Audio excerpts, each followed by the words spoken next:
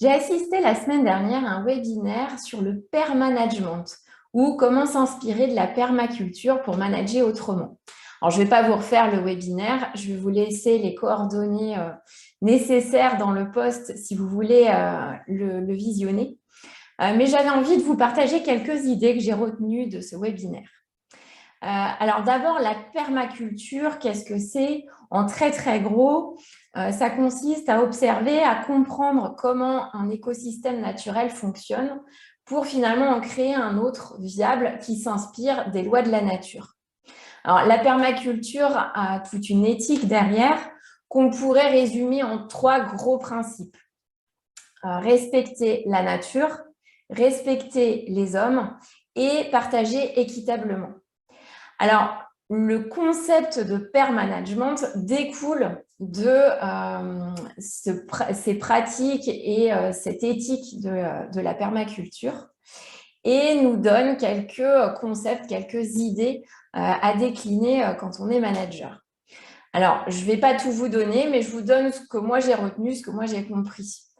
La première chose, c'est que quand on prend une décision, l'idée, c'est de prendre la situation dans son ensemble et d'aller évaluer les impacts que notre décision va avoir sur notre environnement, sur le système au global.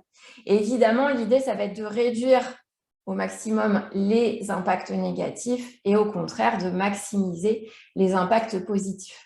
Et derrière, il y a aussi toute une notion de productivité sur le long terme. Il y a vraiment une notion de durabilité, en fait.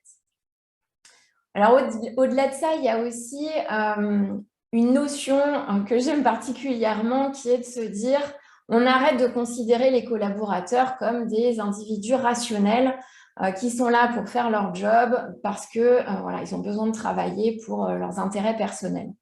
On va au contraire s'intéresser à toute leur complexité et toute leur richesse d'êtres humains. Alors avec leurs émotions, avec leur passé, avec leurs expériences, avec leurs valeurs, leurs aspirations, etc. Et le pair management va inviter le manager d'abord à s'intéresser à lui-même et finalement à comprendre sa propre nature, son mode de fonctionnement, son mode relationnel, son énergie, etc.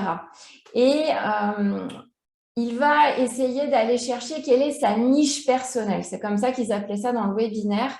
C'est-à-dire comment, en fonction de ce que je suis, comment j'ai envie de contribuer, à quoi j'ai envie de contribuer, quel est le sens finalement un peu de tout ça.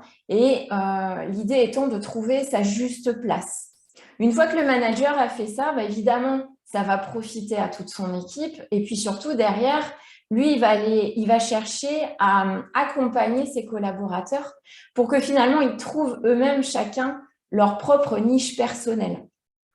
L'idée étant là aussi d'avoir finalement chacun à sa juste place pour valoriser en fait et mettre en avant les potentiels de chacun. Alors, il y a plein d'autres choses derrière. Ce que j'ai retenu notamment, c'est l'idée d'autoréguler l'équipe et de faire des feedbacks, de prendre en compte le changement de manière positive et de l'utiliser avec toute la créativité qu'on peut mettre en place.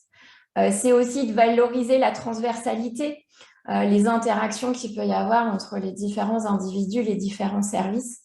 Il y a plein d'autres choses que je vous invite à aller découvrir. Mais en tous les cas, c'est ça que j'ai retenu le plus. C'est que finalement, un peu comme dans la nature où chaque espèce a ses spécificités, son utilité, sa fonction, qui va faire que l'écosystème au global va se réguler et bien fonctionner. Bah, de la même manière, le manager va faire en sorte de mettre en avant et de mettre en action l'unicité de chacun pour que l'équipe fonctionne bien et que l'entreprise, l'organisation derrière se régule de la meilleure manière possible.